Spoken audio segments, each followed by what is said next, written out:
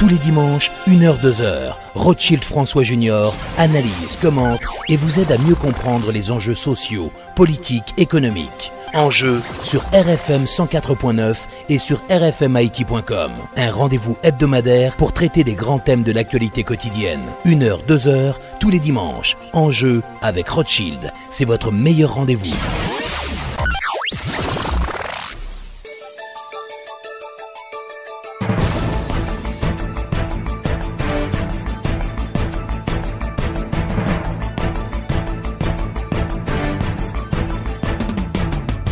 Mesdames et messieurs, bonsoir. C'est avec un très grand plaisir que je vous retrouve pour la présentation de l'émission Enjeux qui sera consacrée aux dossiers liés à la justice, la défense. On va parler d'état de santé du système bancaire, le financement de l'immobilier, les 100 jours de Donald Trump et bien sûr les élections françaises de deuxième tour dimanche prochain.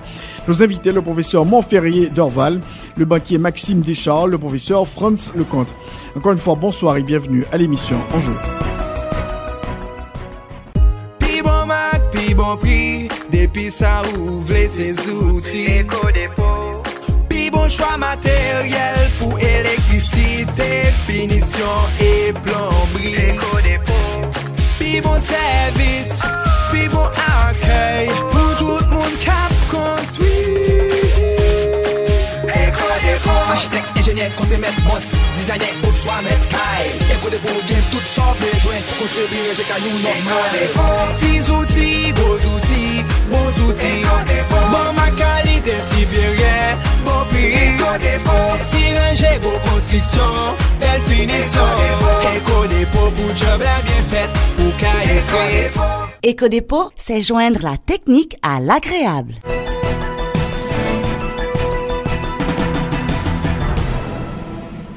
Mesdames et messieurs, encore une fois, bonsoir et bienvenue à l'émission Enjeux. Nous avons comme invité aujourd'hui Maître Montferrier d'Orval. On va parler du dossier de la justice. On va aussi parler des élections qui vont se dérouler en France, donc le 7 mai, le deuxième tour.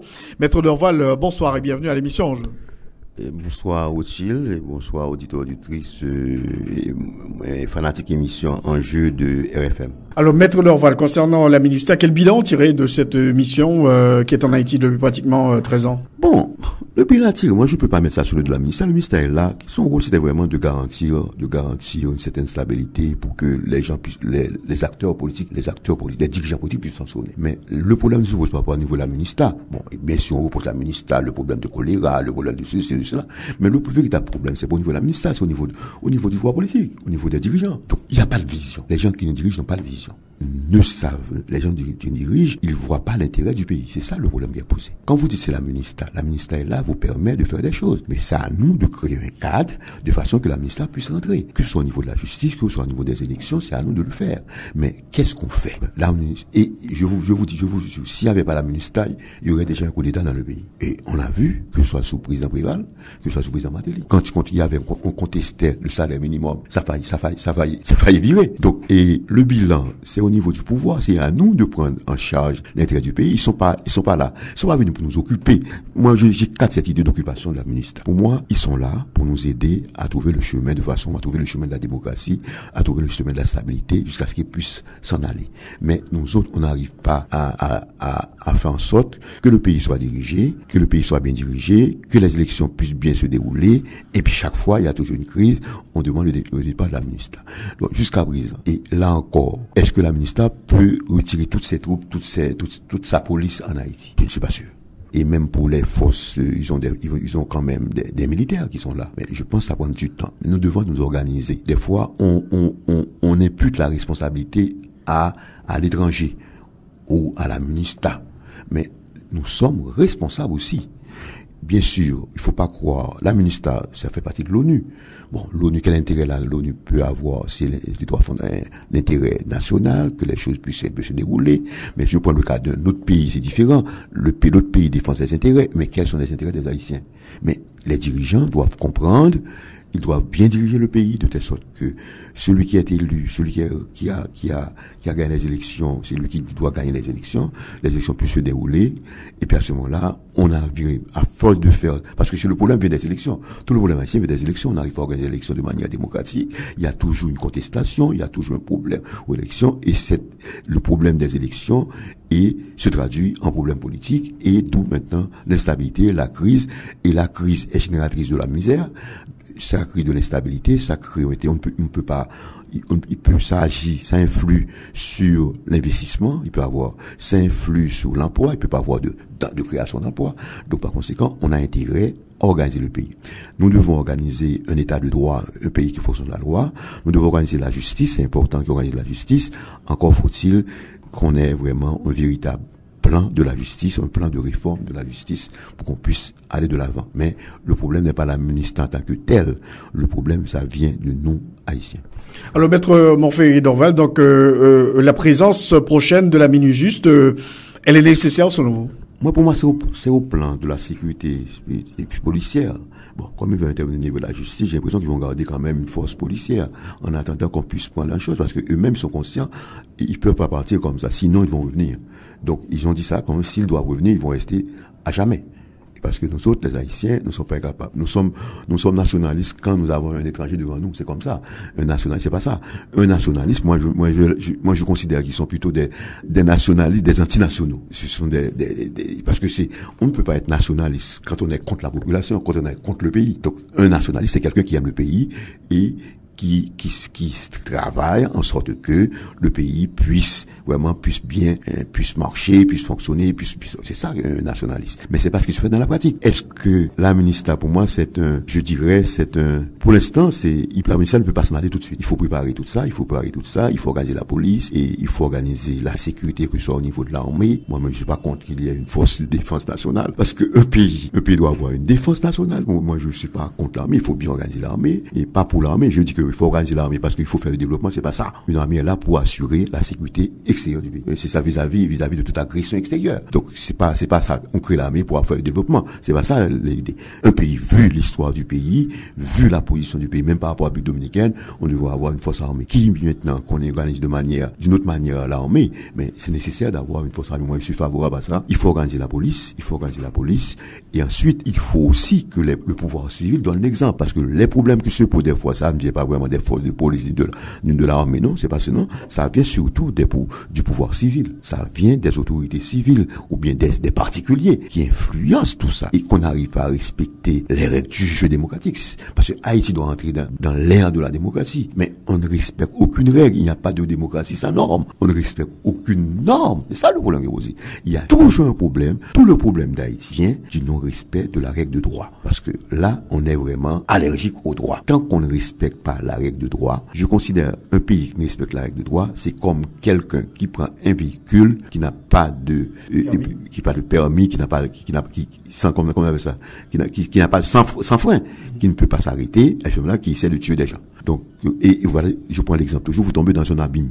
Donc, il faut un minimum de règles de droit, il faut construire l'État d'Haïti, que ce soit au niveau, voir le pouvoir exécutif, revoir le pouvoir législatif, voir le pouvoir judiciaire, revoir les collectivités territoriales, instaurer un véritable état de droit, faire fonctionner l'État sur la règle de droit. Si la règle de droit n'est pas adaptée, on change la règle de droit et puis on va de l'avant. Dès lors qu'il y a une règle de droit, on doit la respecter, quitte à la changer par la suite. Et tout le problème est là. Ensuite, il faut revoir les partis politiques. Tout ça, il faut revoir comment on doit organiser les partis politiques. Il faut revoir les financements des partis politiques.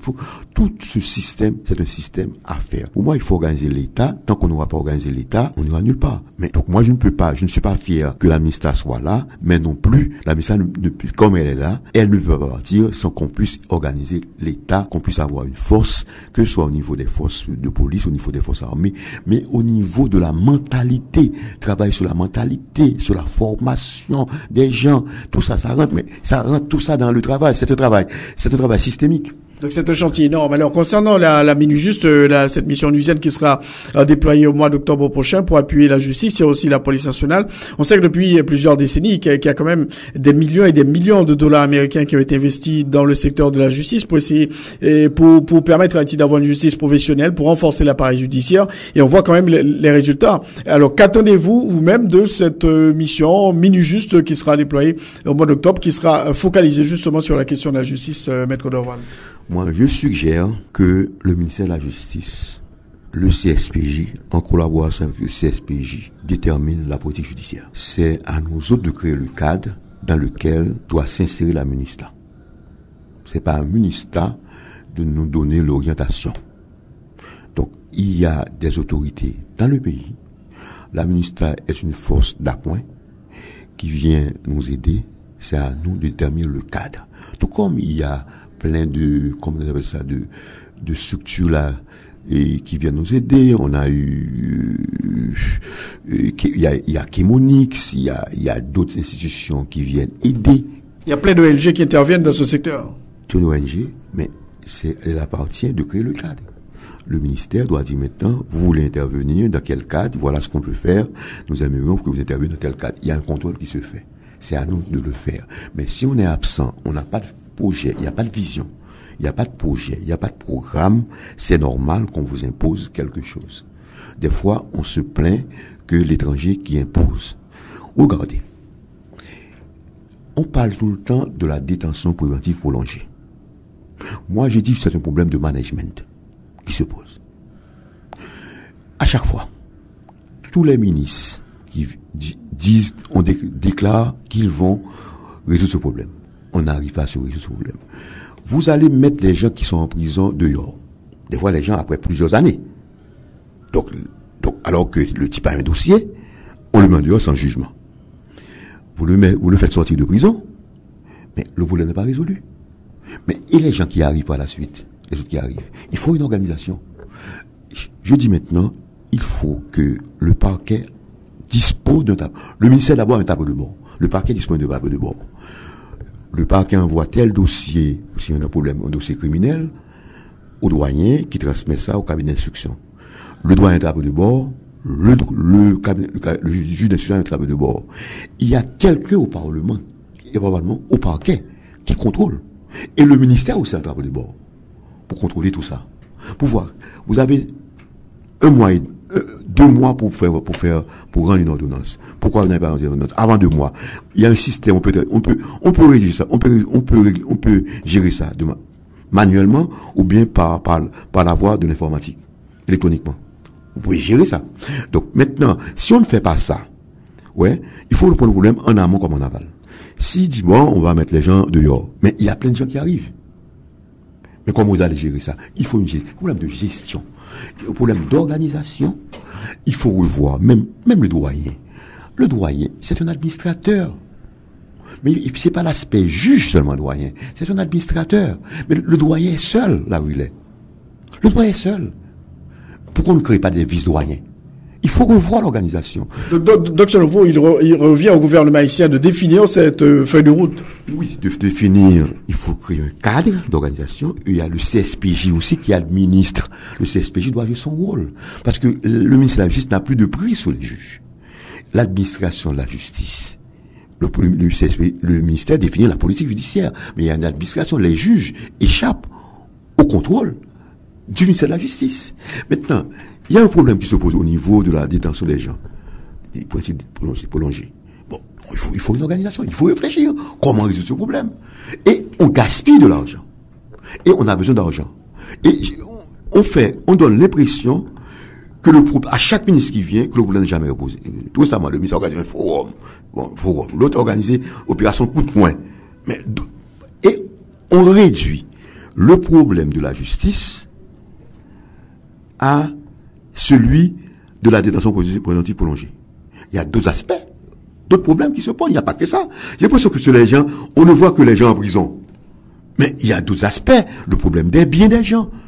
Tout le problème des biens, le problème du droit de propriété, le problème du droit commercial, le problème, tout ça rentre, la garantie des gens qui investissent dans le pays, des investissements étrangers. Donc tout ça on doit avoir tout ça, le ministre de la Justice a son rôle à dire, mais on réduit tout le problème de la justice à la détention psychologique. Le problème, c'est un problème de management, je dis bien, c'est un problème de management. C'est parce qu'il y a un problème de management, on n'arrive pas à organiser, parce que il y a une administration de la justice, que ça part du ministère, que ça part du ministère de la Justice, du ministère du SPJ, il faut une administration. Il y a aussi les autres, que j'appelle les services déconcentrés, tels que je pense que les tribunaux, les cours d'appel. Il y a une administration. C'est pas seulement l'aspect de plaidoirie de judiciaire, il y a l'aspect d'administration de la justice qui doit être fait. Nous avons eu dans le temps une ONG qui était venue, c'était vraiment qui s'occupait de l'aspect administratif. L'aspect administratif est négligé. Une fois, c'était un étranger qui était venu nous dire comment organiser le parquet. À l'époque, le parquet était au bas de la ville, c'était vraiment à la rue pavée. Mais c'est quelqu'un qui nous dit qu'il fallait avoir un dossier. Quand le dossier arrivait au parquet, il fallait apporter un dossier. Le dossier doit avoir un numéro. Mais il n'y avait pas ça. Mais est-ce qu'on organise tout ça? Les archives judiciaires, est-ce qu'on organise tout ça? Mais tout ça doit être organisé. Donc, il faut pas limiter le problème. Il y a plein de problèmes qu'il faut résoudre. Il n'y a pas que ça. Il y a plein d'aspects à résoudre. Donc, je pense que, et si on ne fait pas ça, la ministre peut investir de l'argent. Le problème, c'est le problème de l'argent. Si vous n'avez pas une organisation capable, quand vous allez investir de l'argent, quand vous allez mettre de l'argent pour faire fonctionner la justice, s'il n'y a pas une organisation, vous n'obtiendrez pas de résultats. Donc, même si, c'est pourquoi, même la ministre se sent un petit peu échouée. Parce que la ministre n'a pas su faire ce qu'il fallait faire. Mais la ministre n'est pas seule dans l'affaire. Il y a aussi les Haïtiens qui sont aussi responsables de la présence de la ministre et même de l'échec de la ministre. Donc, selon vous, Maître Lerval, il est absolument important à ce que le gouvernement joue un rôle essentiel en ce qui concerne le travail qui sera fait par la Minujust. Oui, c'est à lui de créer le cadre et de définir, parce qu'il va avoir les thèmes de référence, de participer à la définition. Il doit y avoir un accord à la définir, mais aussi il faut le gouvernement doit avoir créé un cadre. Un cadre, que ce soit au niveau du ministère de la Justice, que ce soit au niveau du CSPJ.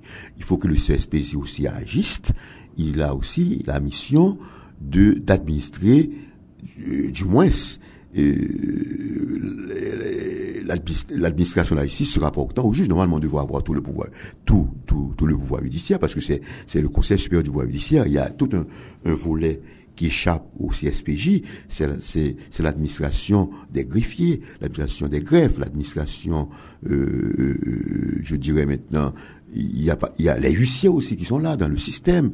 Il faut tout ça, qui assure tout ça, c'est le ministère de la Justice, parce que la loi ne donne pas compétence au CSPJ d'assurer le contrôle des greffiers, des huissiers audienciers et des huissiers audienciers.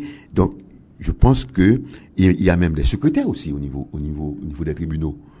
Actuellement, c'est plus les greffiers qui tapent les jugements, mais il y a des secrétaires. Donc des professionnels. Donc maintenant, il faut tout ça, une organisation. Il faut organiser. À ce moment-là, on fera rentrer la Minujust dans un cadre. À ce moment-là, l'argent qui sera prévu sera utilisé à bon escient. Et si c'est pas le cas, selon vous? Bon, c'est le désordre. On critiquera, la justice ne fonctionne pas, et on fera toujours venir un expert indépendant pour venir contrôler, vous dire que ça ne marche pas, on respecte pas les droits humains, mais, et puis, l'état de droit va prendre un mauvais coup, parce qu'on n'arrive pas à organiser la justice. Et on n'arrive pas à organiser la justice, et à ce moment-là, la conclusion qui sera tirée, les Haïtiens sont incapables de se diriger eux-mêmes. Les Haïtiens sont capables de diriger eux-mêmes. Il faut toujours une force étrangère, il faut toujours une présence. On fera venir un étranger pour venir nous dire ce qu'on doit faire. C'est comme si on était incapable de nous diriger. C'est comme si Haïti était un cas perdu. Et il faut être sérieux dans le pays. Il faut organiser le pays, parce que si vous avez une responsabilité, il faut organiser le pays. Moi, je pense qu'il faut prendre du temps pour organiser le pays. Il faut un plan d'organisation du pays. Et si vous n'avez pas un cadre d'organisation, ça ne marchera pas. Parce que il faut avoir un plan d'organisation, il faut avoir des programmes d'organisation, il faut avoir des programmes, que ce soit au niveau de la justice, au niveau d'autres secteurs. Donc, si vous n'avez pas un plan d'organisation, une organisation pouvant accueillir l'aide internationale, pouvoir accueillir l'autre. Les gens disent maintenant, on ne peut pas payer avec de l'aide. Moi, je dis maintenant, on peut faire des choses avec de l'aide. Si on a une organisation, oui, on ne peut pas se reposer, on ne peut pas sur l'aide externe. Mais si on a une organisation, il y a des ONG qui viennent, qui interviennent au niveau de l'éducation, au niveau de la justice, au niveau de ceci, au niveau de cela, qui interviennent, au niveau de l'agriculture. Mais c'est à nous, l'État, de créer le cadre. Vous avez un ministère de la planification. On doit planifier tout ça. On doit organiser. Donc, j'ai entendu qu'il faut une feuille de route, mais qui va contrôler tout ça. Il faut une organisation de tout ça. Il faut un plan. Il faut quelqu'un qui veille à l'exécution de ce qu'ils appellent la feuille de route. Qu'est-ce qu'on veut faire? Quel est le plan? Maintenant, le président avait un programme. Il avait fait des slogans. Maintenant, il faut traduire les slogans en programme, en projet. C'est ça. Vous avez dit, bon, je vais dire maintenant, c'est la ciel, terre, mer, de l'eau. Maintenant, qu'est-ce qu'on va faire avec tout ça? Comment organiser l'eau? Comment organiser les hommes? D'ailleurs, il faut la fonction publique judiciaire.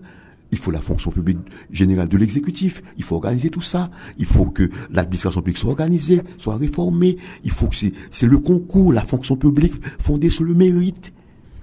Sur le mérite, il faut évaluer, il faut voir tout ça. Donc s'il n'y a pas une implication du gouvernement sur le vol, la Minijust, elle va échouer. S'il n'y a pas l'implication, s'il n'y a pas une organisation établie par le gouvernement, la présence de la Minijust ne règle rien. Tout comme la présence de la ministère n'a pas réglé grand chose, sauf que qu'à permettre qu'il n'y ait pas eu de coup d'État. Et ça seulement. Mais à part pour le reste, on sent que le pays ne fonctionne pas parce que chaque crise engendre des réticences. Même les gens qui veulent investir sont très réticents. Et c'est anormal que vous ayez une force chez vous, vous demandez l'investissement étranger. C'est normal. Mais comment se passer de la force externe? Comment vous passez de la ministère? La ministère, je dis, mais la ministère est une anomalie au point de vue de l'État souverain.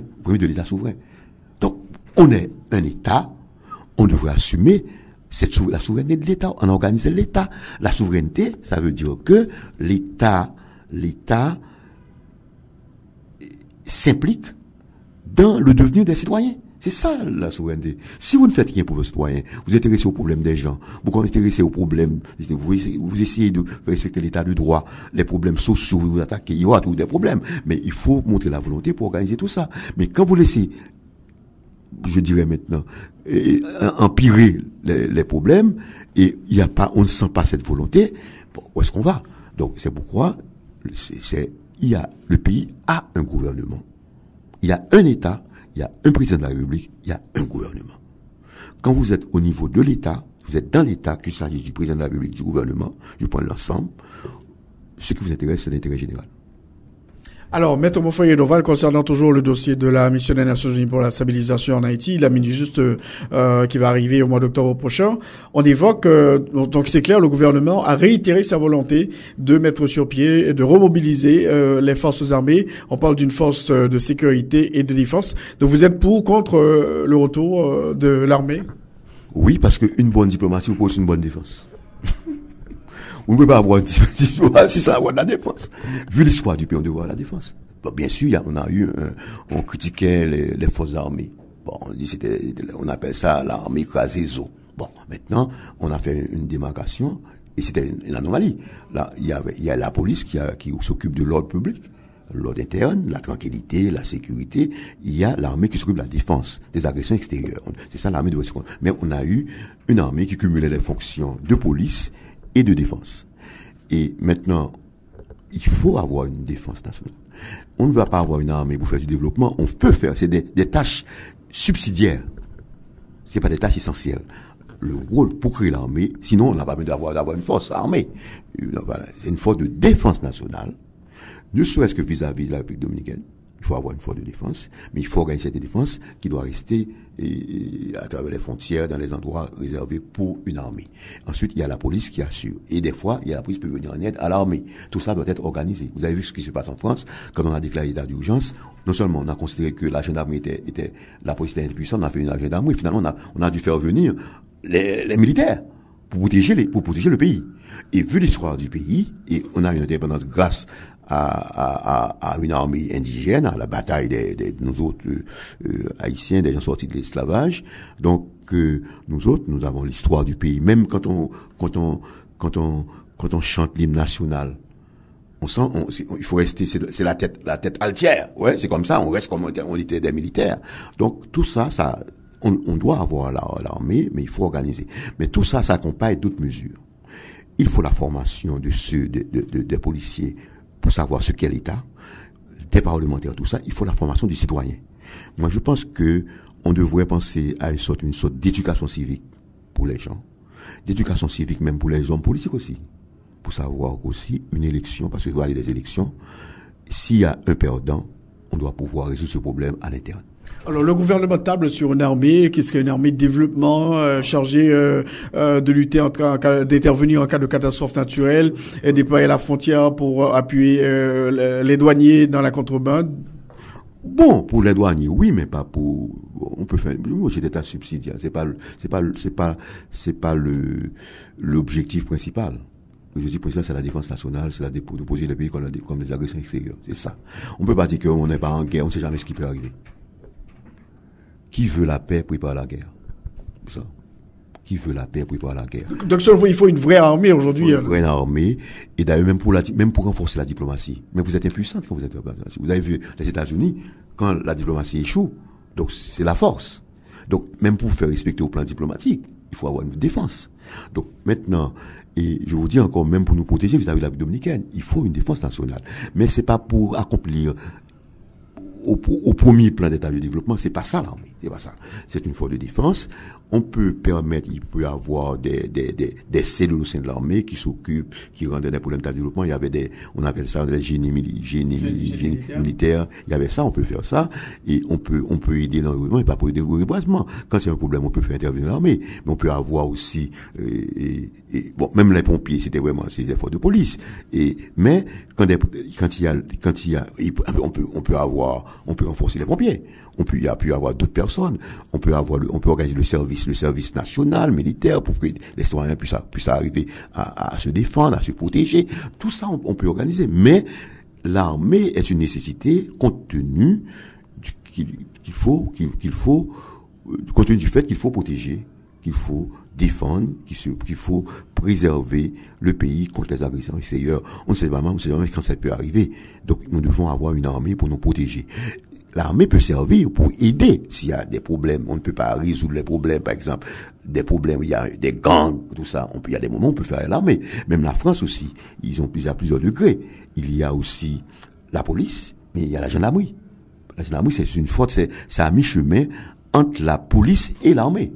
Donc, quand la gendarmerie est dépassée, on fait intervenir l'armée. Et c'est ce qui se passe actuellement avec l'état d'urgence qu'on a décrété en France depuis le 13 novembre 2000, depuis l'affaire de Charlie Hebdo. Donc finalement, on a décrété l'état d'urgence. Donc maintenant, c'est nécessaire d'avoir une force armée et pas une force armée pour faire du développement, comme on dit. Et puis il faut assumer aussi. Nous sommes un État souverain. J'ai l'impression que les gens veulent contourner la situation. Il y a des pays qui ne veulent pas qu'on ait une armée. Il y a quand même des réticences au niveau de la communauté internationale concernant la mise sur pied de cette armée. Vous pensez que c'est pour ça que le gouvernement essaye d'arrondir les angles? Les gens disent maintenant on va faire intervenir, on envoie les gens pour apprendre le génie. Non. Il faut avoir le courage de discuter avec eux, de montrer qu'on est sérieux, qu'on est capable de nous diriger. Tout le problème est là. Bon, comme la ministre est présente, ils veulent pas qu'on ait une force parallèle à la ministre. C'est ça le problème qui est posé. Mais pour faire ça, il faut nous organiser. Mais il faut montrer qu'on est sérieux. Mais j'ai l'impression que la communauté nationale se rend compte que les Haïtiens n'arrivent pas à se diriger. Donc, on n'est pas capable même avec la police, on est capable de nous protéger. La police, on ne sait pas.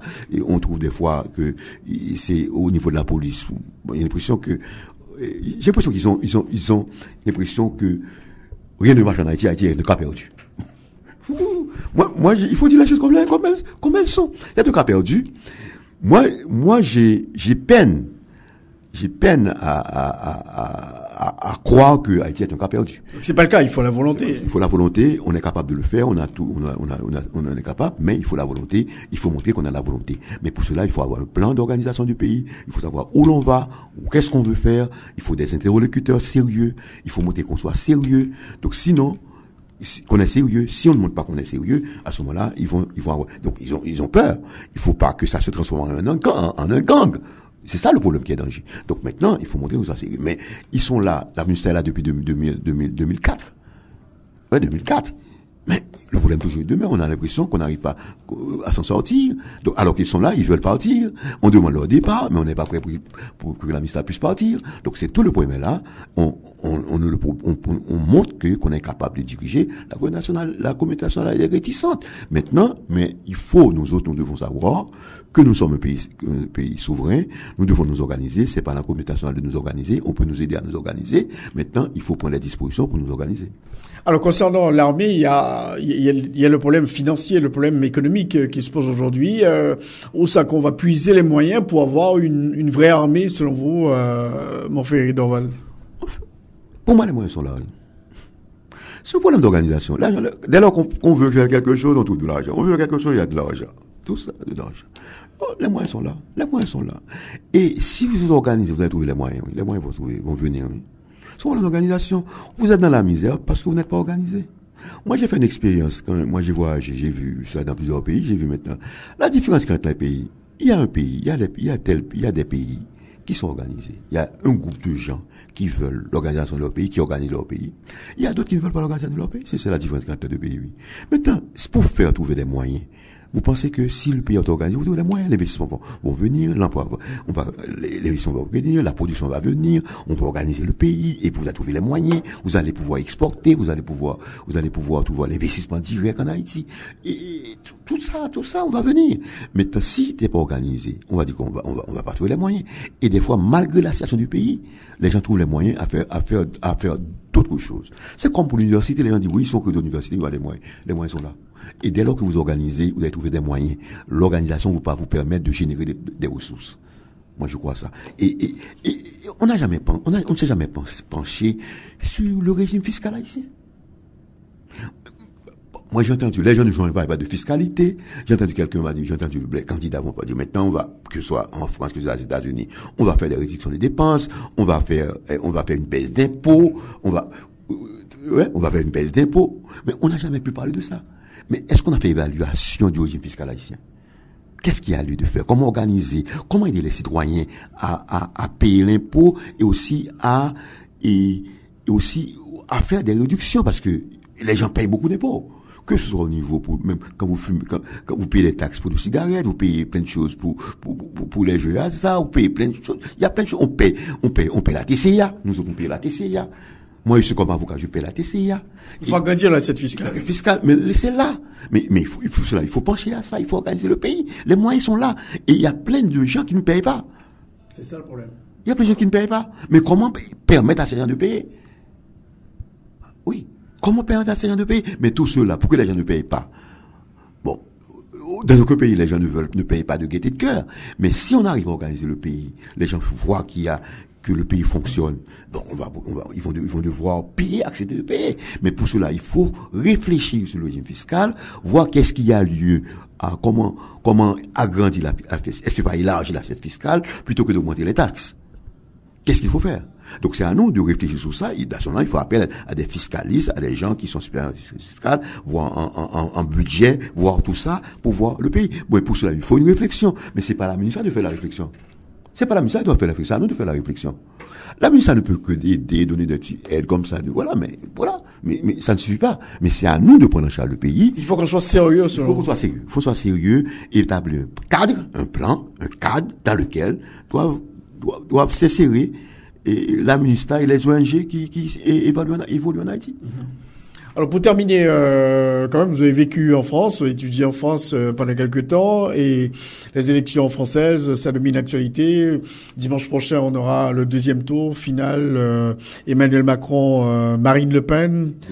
Dimanche 7 mai, la grande finale entre les deux candidats. Et vos pronostics, Montferry Dorval? Bon, c'est Macron qui sera élu président. Vous croyez? Oui, j'y crois. Pourquoi? Bien sûr, ça va être dur, il faut qu'il se batte. Qui commence à gagner le terrain. Je l'ai vu ce matin, il avait été d'agriculteur.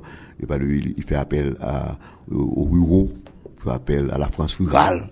Tu vas voter pour lui, là, c'est de la visite. La vraie France. La vraie France. Donc, il y a Marine Le Pen qui a signé un accord avec Dupont-Aignan, mais qui n'a pas fait 5% des suffrages. Et j'ai l'impression que le peuple français n'est pas prêt à voter le Front National. Bien sûr que Macron ne fera pas le même score que Chirac en 2002. Chirac a obtenu 82% par rapport à Le Pen. Donc, c'est pas le même score, mais Macron sera gagné. Parce que, le peuple français n'est pas prêt à voir le Front National, prendre la tête de l'État, Donc, mais bien sûr, Marine mène une bonne campagne, moi. Elle est très dynamique. Et vous avez vu quand elle a supprimé Macron en allant voir les ouvriers de Whirlpool. Bon, c'est bien joué. Ce matin, c'est depuis hier, il a signé un accord avec Dupont-Aignan.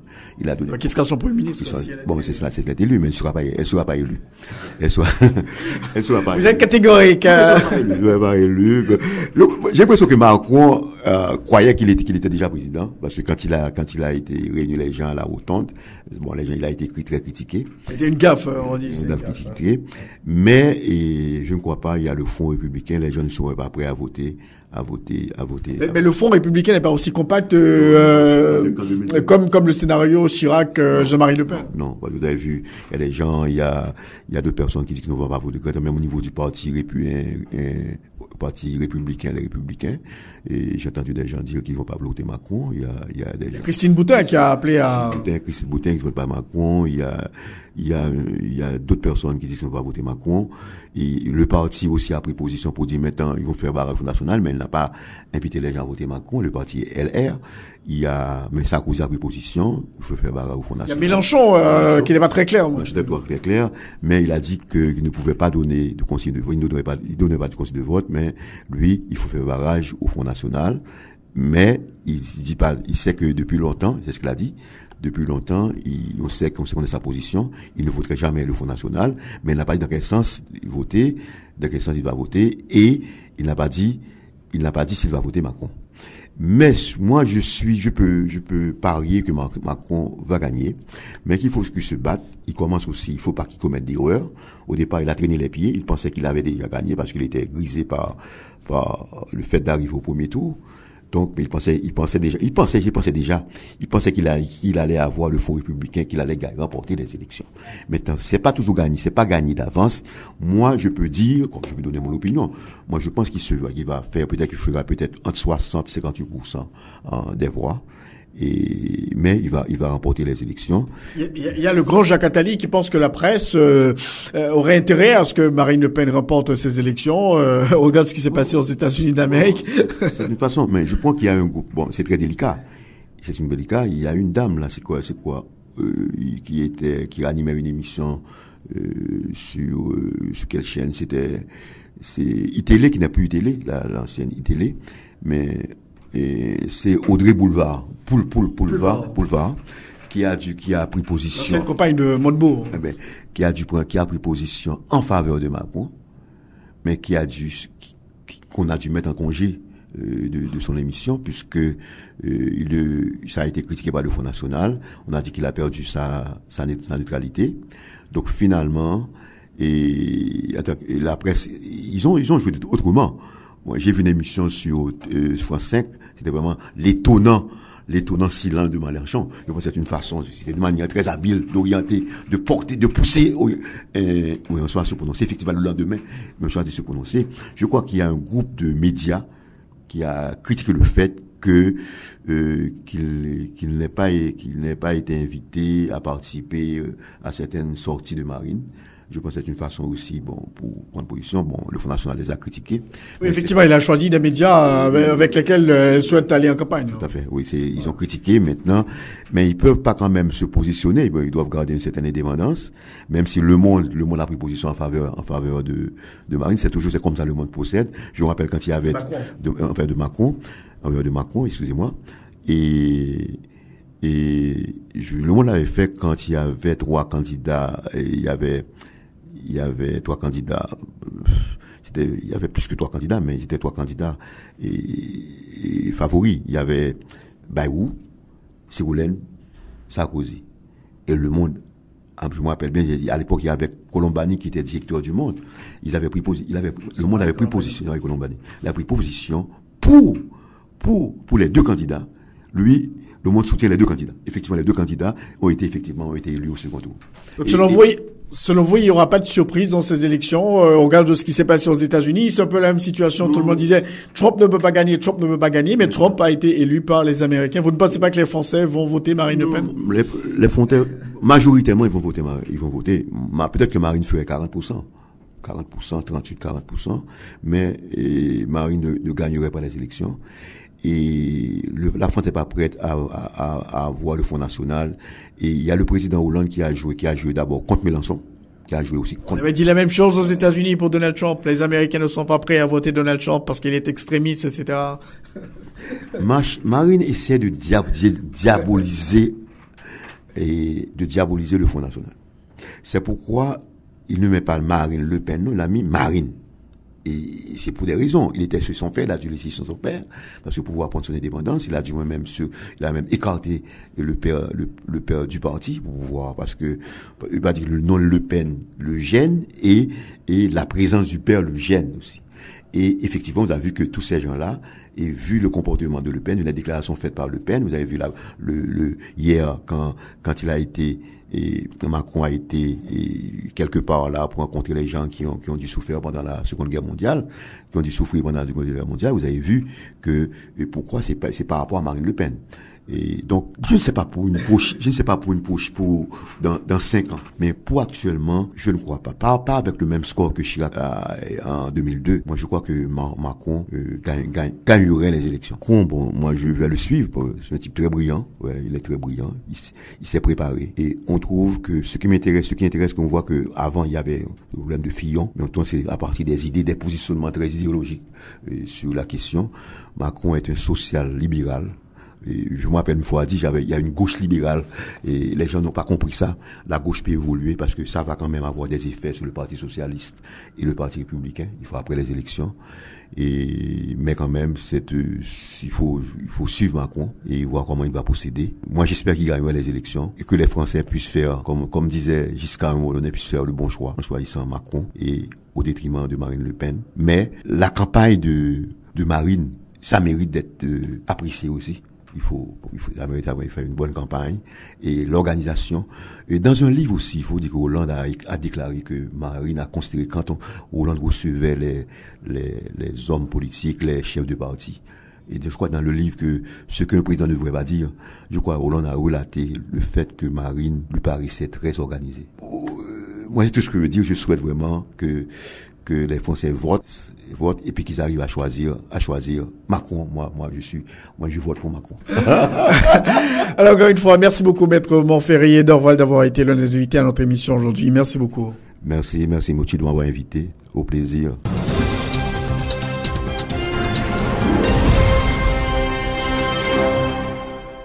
Alors, comme annoncé, Monsieur Maxime Descharles est l'un des invités à notre émission aujourd'hui. Monsieur Descharles qui a donc été récompensé par le groupe Croissance qui entre dans la galerie d'honneur des économistes, des grands financiers, des grands banquiers du pays. Monsieur Maxime Descharles, bonsoir. Bonsoir Rothschild, toujours un plaisir d'être avec les auditeurs de RFM. Donc, c'est avec plaisir que je vais répondre à tes questions. Alors Maxime Descharles, vous avez été honoré cette année par le groupe Croissance, la Banque de la République d'Haïti. Donc chaque année on honore un grand financier, un grand économiste. Cette année c'est vous. Quelles sont vos réactions après avoir appris que vous avez été désigné pour recevoir ce prix? Non, c'est certain que j'ai vécu ça comme un honneur. Et là encore, comme je dis toujours, disclosure, je ne suis pas économiste de formation, mais de profession en quelque sorte, et en milité dans le secteur de la finance. Donc ça a été, je dirais pas une surprise, mais un grand contentement. Parce que comme je l'ai signalé l'autre jour, enfin je ne sais pas si j'ai eu le temps de le mentionner, c'est que je me rappelle, c'était un jour de 2009, on avait été en mission pour accompagner une ministre du gouvernement haïtien de l'époque. Et c'était une session des bailleurs de fonds aux Nations Unies. Et dans les rues comme ça, pendant que nous marchions, parce que nous faisions la route un petit peu à pied pour histoire de jouir de l'air, et je disais à Kessner Farrell que, bon, Haïti, l'une des choses qui nous manque, effectivement, c'est une forme de consécration ou de rétention de certaines choses qui ont été faites. D'autant que, je me rappelle à mon enfance, il y avait l'enseignement de l'instruction civique qui a été éliminé, et comme me le faisait remarquer plus âgé, depuis ce changement-là, eh bien, il y a eu beaucoup de changements négatifs dans ce pays. Parce qu'aujourd'hui, si vous demandez à un tout jeune écolier, qu'est-ce que c'est que le drapeau, il aura à se gratter un petit peu la tête avant de pouvoir risquer une définition qui ne sera pas forcément juste. Donc, c'est un plaisir que de servir et de pouvoir un peu passer la torche à d'autres. Alors, être banquier dans un pays comme Haïti, j'imagine, c'est compliqué, Maxime Descharles. Eh bien, c'est d'abord, je dois dire que il y a une part de défi, de challenge qui est très intéressante, parce que à ce moment-là, c'est moins monotone en un sens que ailleurs. Vous savez, j'ai aussi travaillé dans des pays très organisés, très structurés et très habitués au secteur de la finance, au secteur des banques. Mais le travail que l'on fait, eh bien, on sent que tout est déjà programmé, tout est déjà fait en place. Tandis que dans un pays comme Haïti, où les gens ne disposent pas de beaucoup de choses, donc il y a beaucoup de choses qu'ils devraient acquérir. Un exemple bien simple, si vous prenez des trucs de consommation comme les réfrigérateurs, mais les voitures, les véhicules, eh bien dans les pays développés, la majeure partie des gens en sont déjà pourvus. Ce qu'il leur reste à faire, c'est de faire du remplacement au moment où l'instrument a vieilli et qu'il faut le remplacer. Tandis que un pays comme Haïti, où il y a une croissance démographique dynamique, dans la mesure où la croissance économique l'accompagnerait, eh bien, ce serait un pays de rêve pour tout banquier, pour tout financier. Alors, être banquier dans un pays comme Haïti, vous dites ça a quand même c'est challenge. Et la question qui s'en vient toujours quand on parle de banquier, c'est la question du crédit. Comment vous faites l'arbitrage dans un pays justement comme Haïti? Parce que parfois, il y a beaucoup de critiques contre les banques. Non, et écoutez, tout ce que nous n'inventons rien, mais tout ce que nous avons appris du crédit dans les écoles occidentales ou ailleurs, eh bien, on essaie je ne dis pas de reproduire, mais de voir comment ça peut exister dans notre pays. Parce que on va pas réinventer la roue. Le crédit, en fait, c'est histoire de prendre l'argent d'une main de quelqu'un et de le passer à une autre personne. À ce moment-là, la règle, le plus important, c'est pas le return. Et sur l'investissement, c'est le return de l'argent, le retour de l'argent plutôt. Donc, pour ça, avec le bon sens et tout, on essaie de voir dans quelle mesure la personne qui est en face de vous, l'institution qui est en face de vous, a les moyens et surtout la volonté de vouloir rembourser. Donc, alors à ce moment-là, ça veut dire que vous devez tester ses capacités de repaiement, vous devez pouvoir vérifier sa volonté de repayer, vous devez pouvoir vérifier son capital en quelque sorte, l'environnement dans lequel il évolue, quelles sont les contraintes auxquelles il pourrait faire face. En fait, une analyse de risque et maintenant voir comment on peut mitiger ces risques. Un exemple, une façon de mitiger les risques au point de vue du crédit, c'est le faire accompagner de collatéral, donc d'une garantie tangible généralement le plus possible. Donc c'est-à-dire que la personne peut donner une hypothèque sur un bien, elle peut gager un véhicule, elle peut gager un bien immobilier, et à ce moment-là, il faut s'assurer de la valeur de revente de ce bien et de la possibilité qu'il soit revendu. Parce que si vous prenez une maison qui vaut une fortune, il n'est pas dit que le moment voulu, le moment du besoin, vous serez en position de revendre avec une marge capable de vous assurer la couverture des obligations du débiteur. Alors, qu'est-ce qui peut être fait, selon vous, Maxime Descharles, justement sur la question du crédit, pour renforcer le crédit, pour que tout un chacun puisse avoir accès au crédit dans un pays comme Haïti? Puis la première règle, puisque j'ai tout à l'heure mentionné la capacité de pouvoir rembourser. Cette capacité de pouvoir rembourser dépend des revenus que peut générer la personne. Parce que vous aurez bien vouloir accorder du crédit à quelqu'un, mais si au départ, vous constatez qu'il n'a pas de revenus, qu'il n'a pas les moyens de rembourser, eh bien, il n'y a pas grand-chose qu'on puisse faire. Donc, d'un point de vue de l'ensemble de la population, l'une des premières urgences, nécessités, obligations, c'est de faire en sorte que une bonne part de la population ait des moyens capables de lui permettre d'accéder au crédit. Un exemple bien simple, quand vous avez $850 de revenus per capita en Haïti et que la porte à côté vous avez $5,000 de revenus per capita, eh bien, aucune surprise que le crédit soit beaucoup plus étendu et mieux octroyé là-bas qu'ici. Là, je fais référence par exemple à la République dominicaine ou bien à Porto Rico. Vous voyez que dans ces pays-là, eh bien, il y a des structures en place, des revenus disponibles pour la population. Donc, la première urgence, c'est la création d'emplois. Et d'emplois capables de faire vivre les gens honorablement. Et souvent, on s'est mis à penser qu'est-ce qu'il y a de faire en Haïti, qu'est-ce qui est le plus urgent, qu'est-ce qui est le moins urgent. Moi, j'ai toujours pensé que la création d'emplois, la mise à la disposition de la population de moyens de se subvenir à elle-même, c'est ce qui est le plus urgent parce que ça rencontre aussi les exigences de la dignité humaine. Donc, c'est pas simplement une affaire économique, quand on le prend sous cet angle.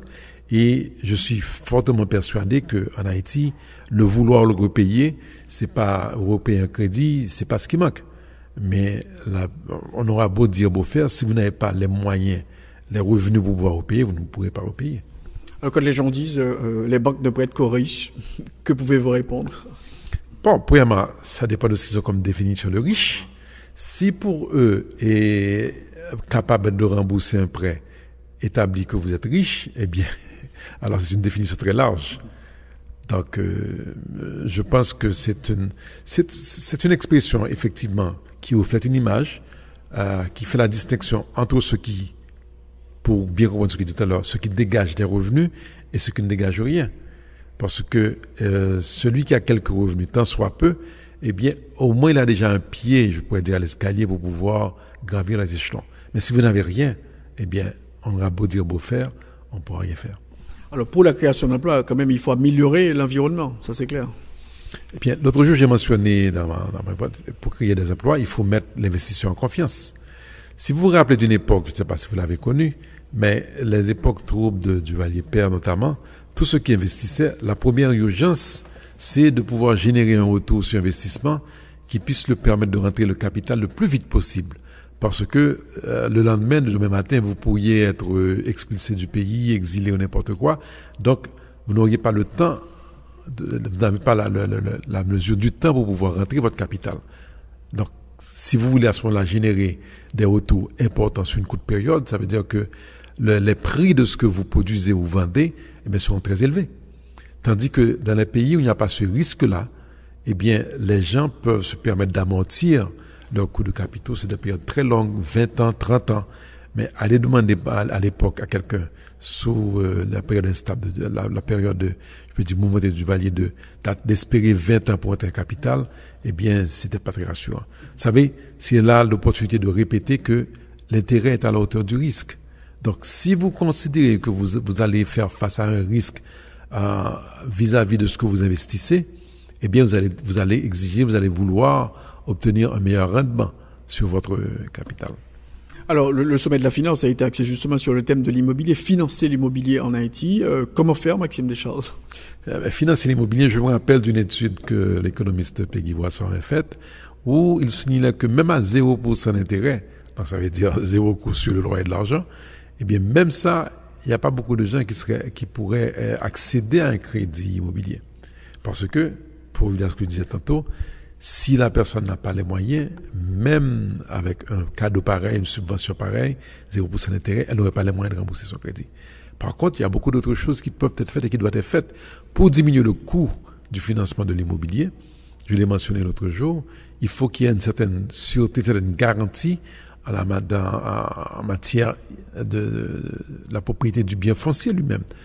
Que de cas nous avons en Haïti qui concernent les violations de droits de propriété, les violations, la mise à sac de propriété.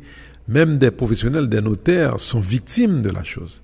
Donc, ce n'est dans l'intérêt de personne d'avoir cette forme de stabilité parce que ça renchérit tous les coûts du logement, les coûts d'habitation. En fait, il y a lieu de travailler de ce côté aussi. Et pour ça, il faut certainement une volonté politique pour pouvoir ramener le calme et rendre les choses un peu normales.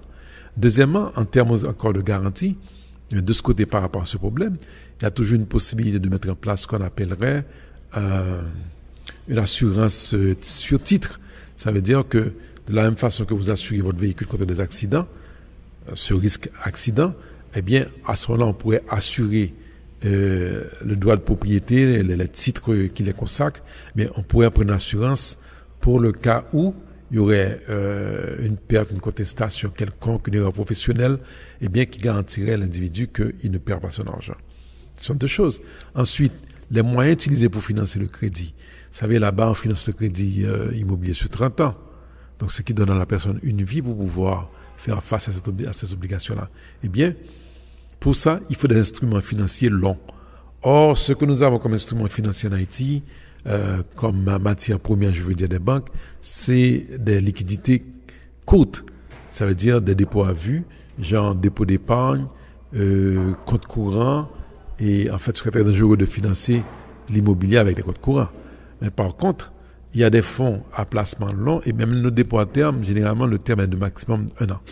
Donc, si vous voyez bien le bilan des banques à ce moment-là en Haïti, si vous regardez la partie asset, la partie actif, en ce qui concerne les prêts logements par exemple, et vous voyez qu'en face, du côté du passif, il n'y a que des instruments courts, des dépôts, je viens de le dire, dépôts d'épargne, dépôts à terme. Donc, c'est là que l'institution qui dispose aussi de fonds placés à beaucoup plus long terme devrait aussi intervenir sur ce marché.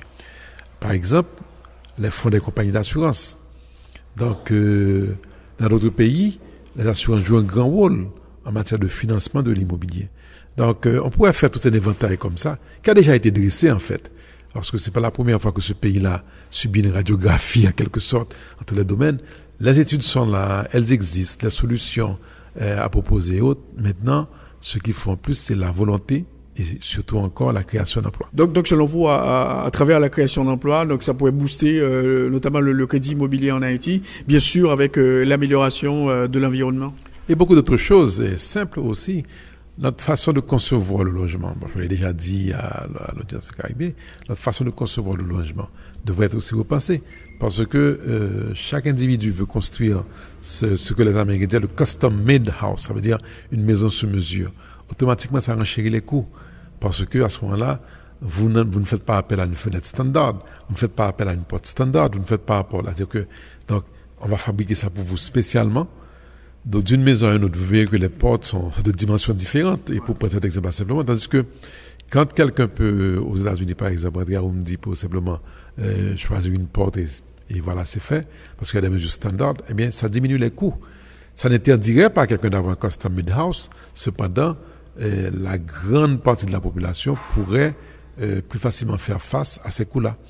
Ensuite, il y a des éléments comme pour les promoteurs immobiliers, il faudrait beaucoup plus de souplesse et d'accueil dans les lois qui existent.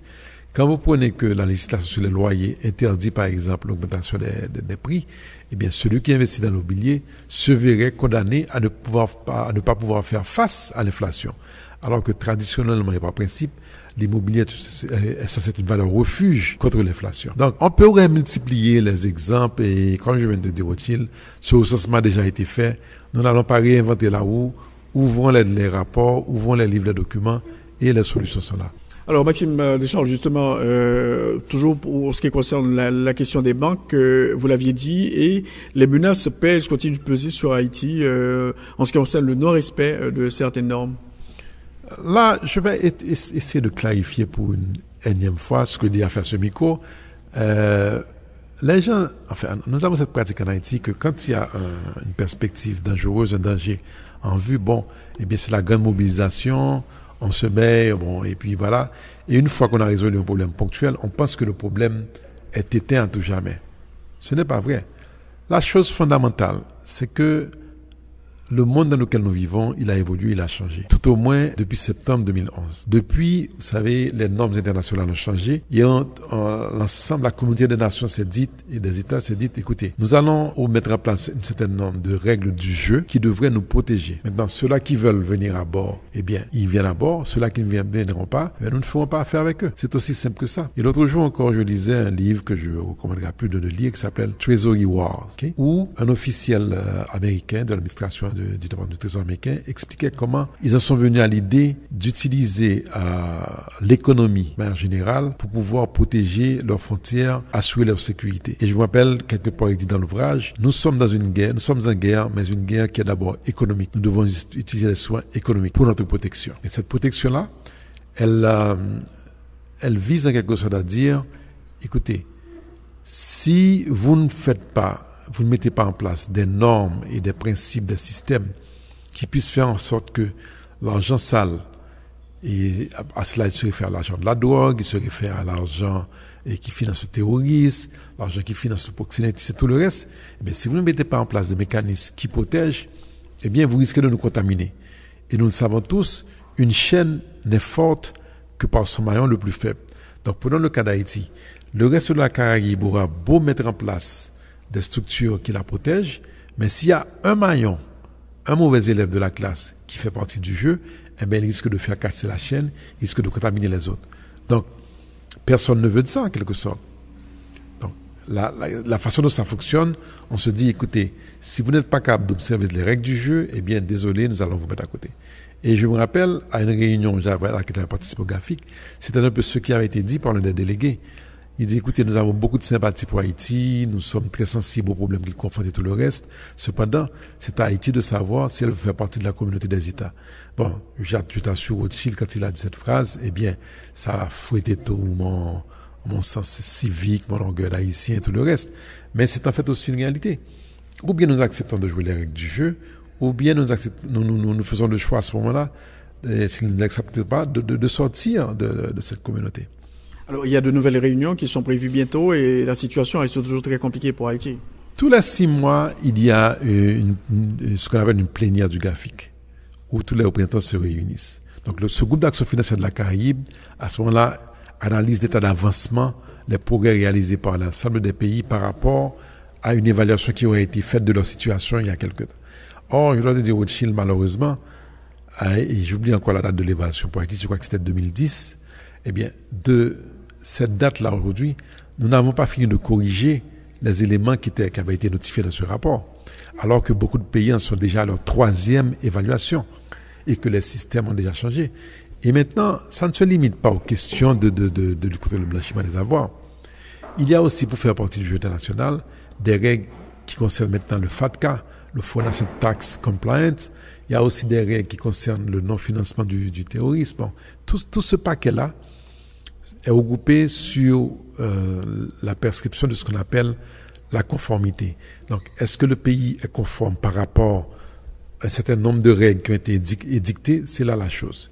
Donc, pour être conforme, il faut par exemple avoir repris dans votre législation l'ensemble des normes qui ont été édictées par la communauté internationale.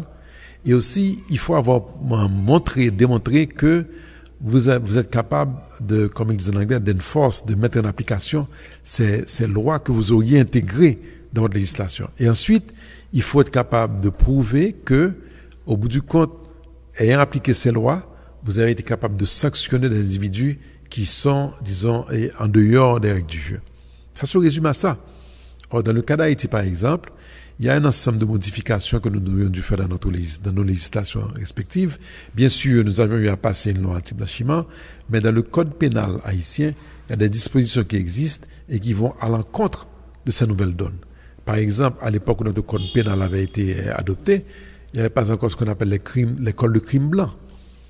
Et il n'y avait pas encore ce qui concerne l'évasion fiscale de manière qu'elle est pratiquée aujourd'hui dans le monde moderne. Il n'y avait pas encore les offshore centers. Donc, on vous demande d'intégrer toutes ces choses dans votre législation. Non pas que vous ayez à fonctionner chez vous les offshore banking, non. Mais ceci, dans la mesure où, si un jour, il s'avère que vous ayez ces éléments-là, il faut être déjà prêt. C'est à ce moment-là que vous allez mettre la législation en place. Donc, c'est un peu tout ça, Rothschild, qui fait que nous sommes perçus comme ne faisant pas suffisamment d'efforts pour arriver à nous hisser au niveau de cette normalité internationale. Un exemple, en ce qui concerne le code pénal, eh bien, le texte a été préparé depuis longtemps et je crois qu'il a été voté par l'une des chambres, mais pas par l'autre. Et le texte comporte 1000 articles. Il doit être voté dans les 2 termes par les mêmes chambres et chacune votée article par article. Donc, tu t'imagines, à la vitesse de l'administration publique, à la vitesse de travail de nos parlementaires, eh bien, si ces 1000 articles-là seront votés de manière identique et dans quel espace de temps? Note que nous avons déjà fait l'objet de beaucoup de délais qui nous ont été octroyés pour pouvoir nous permettre de mettre à jour. Et à chaque plénière, nous promettions que oui, la prochaine. Ensuite, il y a une loi, par exemple, sur le fonctionnement de l'UCREF. Je viens de recevoir un message WhatsApp il y a un article qui est sorti, je crois, dans le Nouvelliste, qui parle de l'hésitation des députés à voter la loi. Écoutez, quand une loi est proposée au Parlement, personne ne prétend dire qu'elle devrait être votée dans les termes où elle a été présentée par le Parlement. Ça, c'est leur prérogative, c'est leur obligation de réviser les textes et effectivement, des fois, d'y apporter des modifications. Mais nous avons tellement traîné avec les choses qu'aujourd'hui, l'urgence, c'est de faire en sorte que ces textes-là soient en place. Avec toujours la possibilité pour les parlementaires de revenir et d'apporter des amendements à ces textes. Donc je pense qu'aujourd'hui, le devoir civique qui nous importe, c'est de faire en sorte que ces textes-là soient en place. Et comme je dis, quitte à ce qu'après on continue de les revoir, d'abord une loi, c'est supposé quelque chose de dynamique, c'est supposé quelque chose de vivant, donc elle est appelée à révision. Donc nous avons l'habitude de gargariser de faux problèmes. Je dis faux problèmes, non pas parce que ce qui est en face de nous là n'est pas important, tout au contraire, mais au moins pour être pratique, faire un peu de pragmatisme, puisque ces textes-là ont été préparés par des techniciens qui ne sont certainement pas des anti-haïtiens. Au contraire, ce sont des gens qui ont consacré beaucoup de leur temps, beaucoup de leurs ressources pour amener les choses au niveau où elles sont et protéger le pays. Donc là encore, ne serait-ce que par respect pour ce sens civique déployé par les techniciens qui ont travaillé sur ce texte, mais il y a une urgence à la faire passer et comme je dis, une collaboration qui devrait permettre des amendements sur et par après. Vous avez dit cette semaine, il y a des clients qui ont reçu des notifications de banques correspondantes. Bon, je sais que ça a fait tiquer plus d'un quand j'ai à dire ça, mais simplement je disais une vérité froide. Alors, si rien n'est fait, on risque quoi, Maxime Descharles, maintenant? Parce que chaque fois on dit il faut faire attention, mais...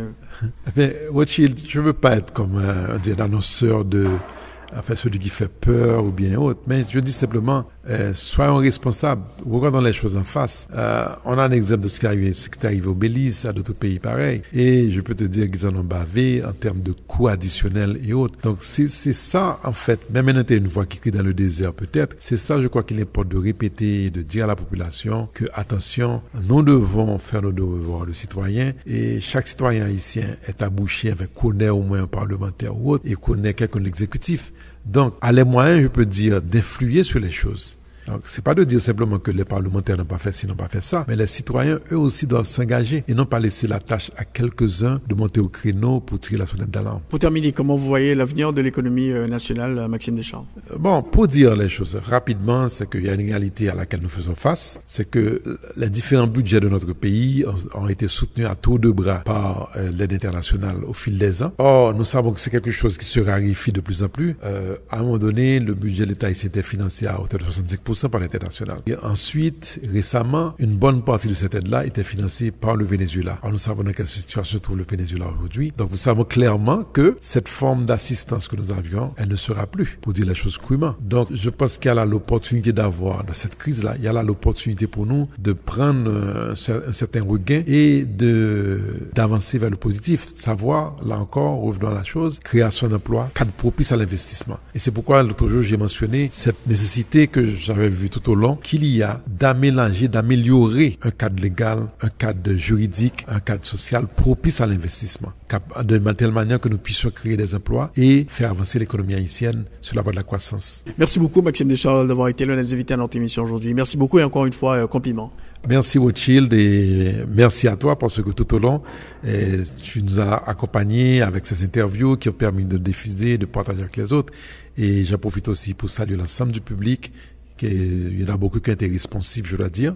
Et les clientèles de banque aussi, des diverses banques, mes collègues de banque, eh bien, à tous, je dis merci parce que ça doit être un travail commun et ça doit répondre à la fibre sociale haïtienne. C'est comme une grande combine que nous devons engager pour finalement développer notre pays. Une question perso, vous étiez directeur de la Scotiabank qui a été acheté par la Unibank. Alors, on va retrouver Maxime Descharles où?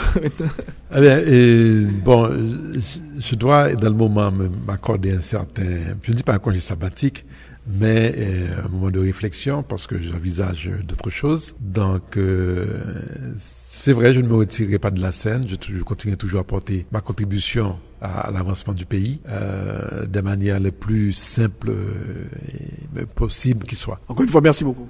Merci, Rothschild.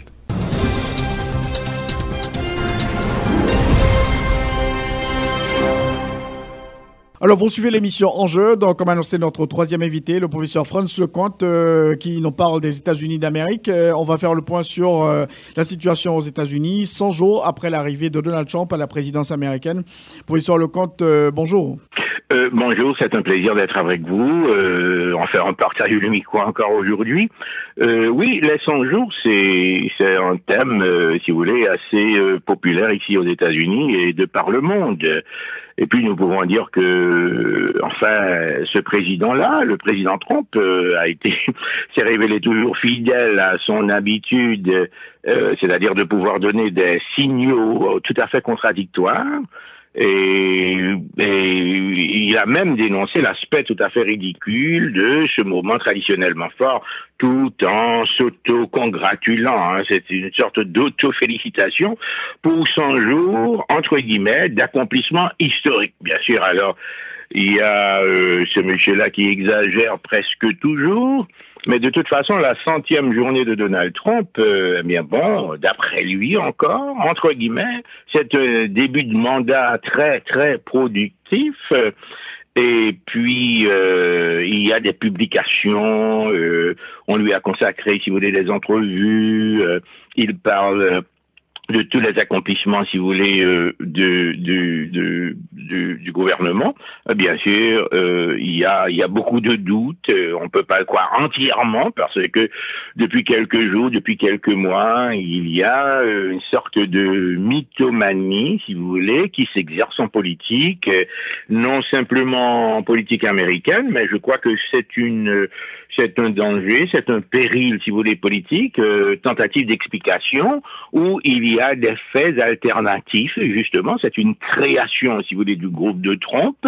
On parle de cette façon d'interpréter la réalité, si vous voulez, de différentes façons. Donc, alors là, c'est un peu nébuleux, c'est une sorte de quadrature du cercle. Alors, mais, si on parle des triomphes, si vous voulez, des premiers, là, de cette époque de grâce qui a été toujours accordée presque tous les présidents américains, eh bien, il y a également les échecs. Il y a les échecs des 100 jours. Par exemple, dernièrement, le président Trump a employé une bonne partie de son discours pour critiquer les médias. Et parfois en les désignant comme l'ennemi du peuple américain. Et puis, il s'est déclaré tout à fait ravi d'être à plus de 150 kilomètres du Marigot de Washington. Qu'est-ce qui s'appelle Marigot de Washington? Eh bien, justement, c'est le nouveau nom, la nouvelle, enfin, une sorte d'épithète là, qu'il réserve aux journalistes qu'il pense être l'ennemi juré de son... Et il a même boudé le dîner de l'association des correspondants de la Maison-Blanche, et ce qui est, disons, une très très grande tradition de l'hôte de la Maison-Blanche de participer, si vous voulez, à cette grande fête de l'association des correspondants de la Maison-Blanche. Alors Trump, lui, eh bien, s'estimant avoir été tout à fait maltraité par les médias, alors là, il s'est tenu à l'écart. Alors, ensuite, quand on parlait des échecs des 100 jours, M. Trump avait martelé juste après sa prestation de serment en disant, je cite, « Le temps des paroles vides est révolu. L'heure est désormais à l'action. » Alors là, déplaise à ce mania, si vous voulez, à ce milliardaire, là, les 100 premiers jours auront pourtant été ponctués, et on le rappelle, de plusieurs revers, de plusieurs échecs. Oui, il y a eu la question de l'immigration, il y a eu l'Obamacare, etc. Oui, bien sûr. Et alors, au milieu, si vous voulez, de ces échecs cuisants, on peut parler de cet échec de vouloir abroger l'Obamacare, et ce qui n'a pas réussi. Et puis, il y a d'abord les réformes, si vous voulez, de l'immigration, surtout les décisions de M. Trump qui ont été combattues par les instances, disons, de l'administration légale, etc. Donc alors, ça signifie que cette promesse d'abroger la réforme de santé, eh bien, ça n'a pas réussi, et qui porte bien sûr le nom de son prédécesseur, Obamacare, bien que le nom soit vraiment Affordable Care Act, mais populairement beaucoup plus connu sous le nom de Obamacare. Alors lui, M. Trump, le président des États-Unis, a été contraint fin mars de retirer son projet alternatif, faute de majorité à la Chambre des représentants. Et à la Chambre des représentants, on sait que c'est une bastion où il y a une forte majorité parlementaire républicaine.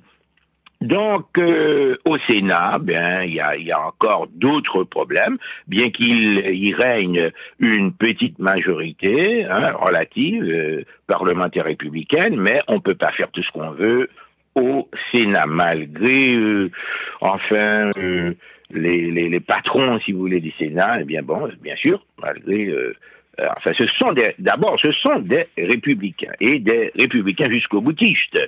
Donc, on peut révéler également que dans une interview au groupe de journaux, par exemple, même ce qu'il fait en matière de relations étrangères a été questionné. Par exemple, il y a la chancelière allemande, Angela Merkel, qui est revenue, qui a un peu parlé sur ses relations avec le président américain, et puis qui a dit que durant la campagne présidentielle américaine, M. Trump avait sévèrement critiqué sa politique en termes d'immigration, jugeant que cela ruinait son pays, c'est-à-dire l'Allemagne. Alors voilà Trump, puis justement, qui s'immisçait en politique allemande. Donc, la visite de la chancelière à la Maison-Blanche en mars s'était déroulée dans une atmosphère, je dirais, plutôt tendue. En tout cas, nous pouvons dire que cette démarche, si vous voulez, d'éliminer totalement et de la remplacer Obamacare, ça a été un cuisant échec. L'immigration, ça n'a pas pris non plus. Et puis, on peut dire que les chiffres même, disons, qui montrent un peu la performance de l'économie américaine, la création d'emplois, eh bien, cela n'a pas été non plus quelque chose, si vous voulez, de génial, comme il aime le clamer sous les toits. En tout cas, on se rappelle qu'il dira toujours que mes 100 premiers jours ont été très palpitants et très productifs. Alors voilà les déclarations de M. Trump au cours de son dernier rassemblement public en Pennsylvanie, un des États d'ailleurs qui ont permis sa victoire surprise le 8 novembre 2016. Et il a annoncé encore, et je cite, « Nous remporterons chacune des grandes batailles à venir. Et nous avons été dans l'action ces 100 jours, etc., etc. » Alors, malgré bien sûr les nombreux revers qu'il a essuyé, dont les deux, je le répète, les deux plus flagrants restent son échec sur l'assurance maladie, la couverture de santé Obamacare, et bien sûr la suspension par la justice de son décret anti-immigration. Alors, professeur François Comte, mais comment vous expliquez que Donald Trump, il reste quand même très populaire au niveau de sa base? Parce que quand vous regardez la télévision américaine, quand on réalise des interviews avec l'Américain moyen qui se trouve au fin fond de l'Ohio, il s'accroche à Donald Trump. Ils disent que Donald Trump demeure leur champion malgré toutes les critiques au niveau qu'on entend à Washington, à New York, mais Donald Trump, il reste populaire dans ces milieux-là. Bon, écoutez, c'est-à-dire, nous n'allons pas donner une version alternative des faits, comme le fait le camp Trump. C'est-à-dire, malgré certains revers, si vous voulez, qu'il a essuyé, il faut dire qu'il conserve quand même un niveau, si vous voulez, de popularité qui n'est pas d'abord aussi haut qu'on le croit. Parce que quand on fait si vous voulez, des sondages d'opinion, ça révèle à peu près 55% qui désapprouvent la politique de M. Trump, et contre peut-être 35 et 40, si vous voulez, qui la soutiennent. Donc, alors, ce que je veux dire par là, c'est que on n'assiste pas à un président des États-Unis qui aurait été détruit malgré cette instauration ou bien ce règne, si vous voulez, de la mythomanie en politique, malgré, si vous voulez, la transformation de tous les faits réels qui ont été accomplis. Voilà pourquoi je parle de réalité alternative. Donc il y a une réalité qui n'est pas la réalité, si vous voulez, que nous connaissons au quotidien, et c'est un nouveau concept qui a été malheureusement mis en application par le camp Trump, et je crois qu'il faut en être tout à fait conscient. Alors, il parle de cette d'une manière qui est illustre, qui exprime une sorte d'autosatisfecit, et de manière quotidienne, de manière permanente, et je crois que ça marche. Alors, quand il parle, par exemple, des 100 premiers jours de son administration, qui aurait été couronnée de succès et qui aurait été, si vous voulez, l'administration qui a été la plus couronnée de, si vous voulez, de succès de toute l'histoire des États-Unis, eh bien, c'est une sorte d'illustration, d'hyperbolisation permanente de M. Trump. D'ailleurs, c'est la première fois qu'on relève aux États-Unis d'Amérique un président qui conserve sa rhétorique de campagne. La rhétorique de campagne, ça fait partie, si vous voulez, des campagnes tout azimut, c'est-à-dire on dit n'importe quoi, il faut remporter les voix, il faut arracher, si vous voulez, le soutien de l'électorat, qui est un peu bizarre parfois aux États-Unis par ses choix, mais quand même, lorsqu'on devient l'hôte de la Maison-Blanche, on est président des États-Unis, on n'est pas le président des Républicains, on n'est pas le président de n'importe quel petit groupe, si vous voulez, ou bien d'une section de l'électorat américain, on est président des États-Unis d'Amérique. Donc, alors, c'est tout à fait inconcevable de conserver, si vous voulez, cette rhétorique de campagne. Cela ne sert d'abord qu'à attirer, qu'à fidéliser, si vous voulez, cette partie de l'électorat qui s'attache à M. Trump. Donc, et puis, il y a d'énormes problèmes. Il y a le dossier syrien, il y a, si vous voulez, la Maison-Blanche qui fait pousser, qui fait front, qui doit faire face à une poussée de fièvre avec la Corée du Nord. Il y a d'autres, il y a les accusations, si vous voulez, d'ingérence russe pendant la campagne, ce qui empoisonne la présidence d'abord. Il y a le Congrès, il y a le FBI qui lance des enquêtes distinctes sur d'éventuelles collusions entre l'entourage du milliardaire et des responsables russes, et bien sûr, tout cela a été démenti par le président américain. Donc finalement, ce que je propose pour terminer tout mes propos, en fait, d'aujourd'hui, c'est on peut faire une petite démarche comparée vis-à-vis des élections françaises et vis-à-vis des élections américaines. Et ça nous donne une sorte d'air de déjà-vu, c'est-à-dire il y a beaucoup d'éléments qui se coïncident, c'est-à-dire qui se répètent en élection américaine et en élection française, et peut-être la prochaine fois, on pourrait en faire une démarche, une petite analyse comparée de ces deux systèmes, si vous voulez, politiques, assez différents si l'on veut, mais qui se sont rapprochés l'un de l'autre durant les dernières années, et surtout durant à partir de 2016, 2017. Bon, bien sûr, les grands problèmes auxquels sont confrontés les États-Unis et la France, il y a une sorte de globalisation, si vous voulez, de la problématisation, de manière politique, de manière idéologique, de manière économique, de manière géopolitique, de manière géostratégique. Donc, il y a toutes sortes de problèmes, si vous voulez, qui assaillent les États-Unis et la France, et parfois, on peut dire qu'on se trouve presque dans la même situation, dans la même problématique d'ordre politique, si vous voulez, aux États-Unis et en France. Malgré les similitudes, il subsiste bien sûr des différences, parce que la France, quand même, c'est pas les États-Unis. Mais quand même, il y a des acquis qui ont été réalisés durant les dernières décennies en France, et justement qui sont menacés justement par une poussée très vive de la politique du Front National, et qui, aux États-Unis, a été illustrée par le président Trump, et qui a connu, bon gré, mal gré, un certain nombre de succès. malgré, si vous voulez, certains revers cuisants. Nous sommes d'accord là-dessus. Donc, ce que je propose, peut-être dans ma nouvelle chronique ou rubrique, je pourrais faire une approche comparée de la problématique politique et économique entre les États-Unis et la France, pour montrer, bien sûr, beaucoup de similitudes, mais également pour montrer certaines différences et surtout à certains niveaux. Oui, tout à fait. Alors, sur le compte, il y a une question quand même, quand on parle de Donald Trump, il y a la question haïtienne. Je vois qu'il y a une grande mobilisation à New York, partout aux États-Unis d'Amérique, pour demander l'extension du TPS qui a été accordé à de nombreux Haïtiens, plus de 50 000 Haïtiens après le séisme du 12 janvier.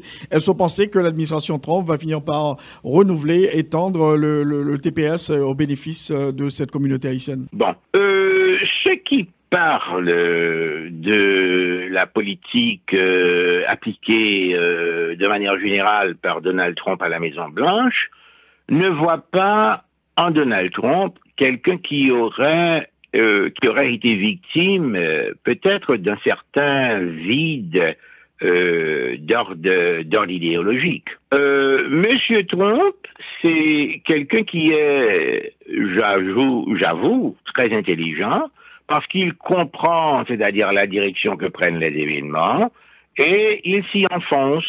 Alors, s'il se rend compte que ça pourrait lui servir en quelque sorte, eh bien, il accorderait tout ce qu'on lui demanderait.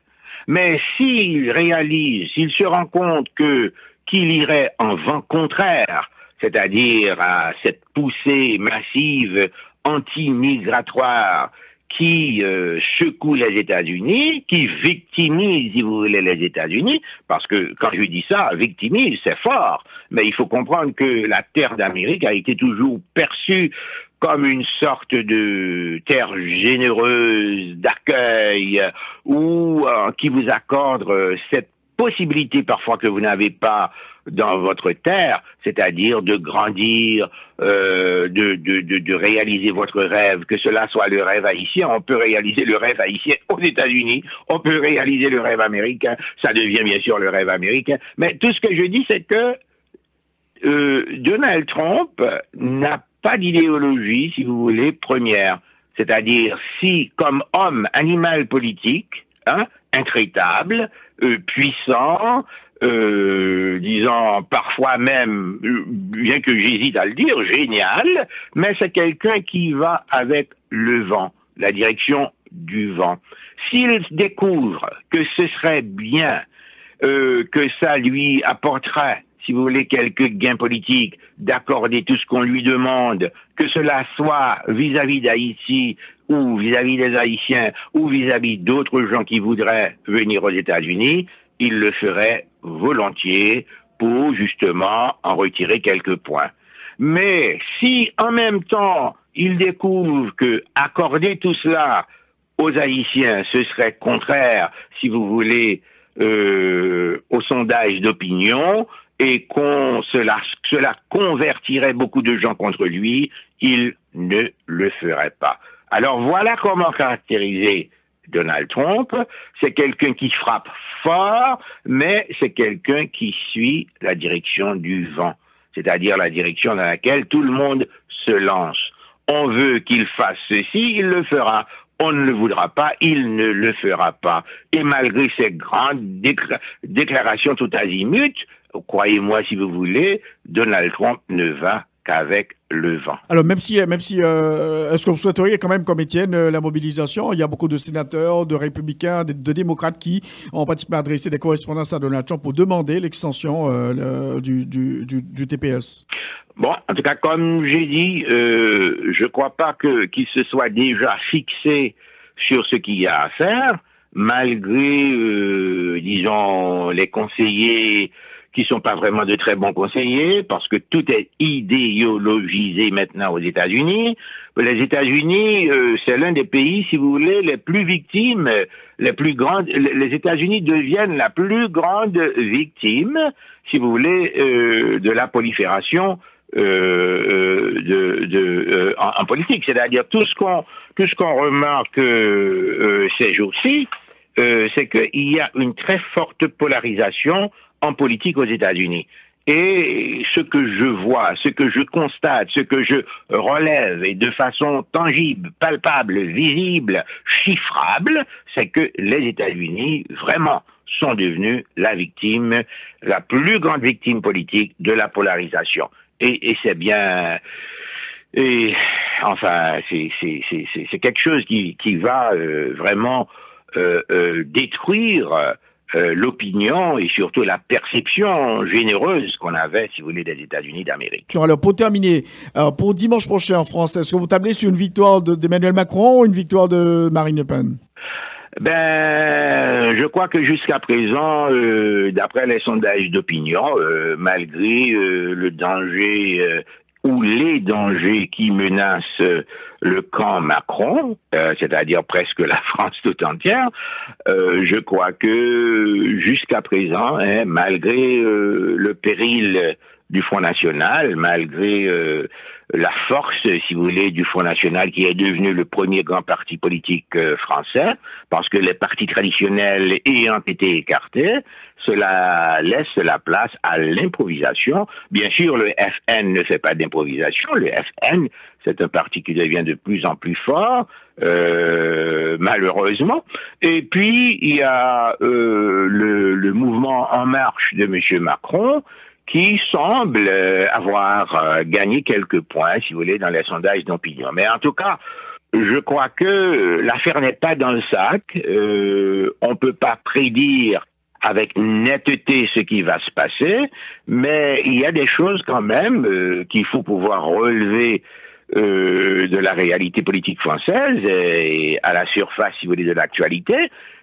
On va dire que malgré le péril national, du Front National, eh bien, M. Macron pourrait encore être l'un des plus jeunes présidents à accéder à ce poste en France.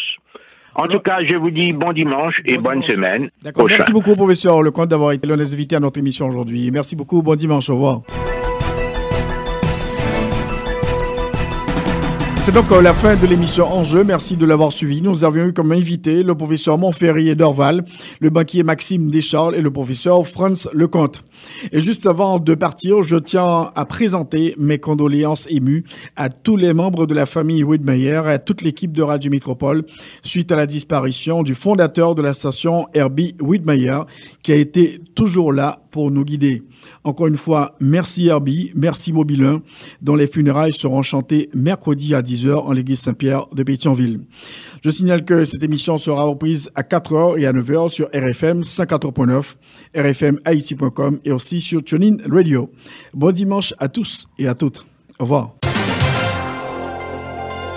Tous les dimanches, 1h-2h, Rothschild François Junior analyse, commente et vous aide à mieux comprendre les enjeux sociaux, politiques, économiques. Enjeux sur RFM 104.9 et sur rfmhaiti.com. Un rendez-vous hebdomadaire pour traiter des grands thèmes de l'actualité quotidienne. 1h-2h, tous les dimanches. Enjeux avec Rothschild. C'est votre meilleur rendez-vous.